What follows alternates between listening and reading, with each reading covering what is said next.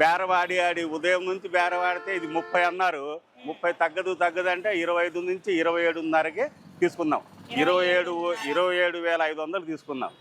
ఎందుకంటే కుర్బానీ అంటే కంపల్సరీగా ఇవ్వాలి, తప్పదని చెప్పి కంపల్సరీ రేట్ గురించి చూడము, అందుకని తీసుకోవాల్సి వచ్చింది. తీసుకుందామండి. ఎక్కడి నుంచి వచ్చారు బాబాయ్ మీరు? విజయవాడ ఎలమకుదురు. విజయవాడ.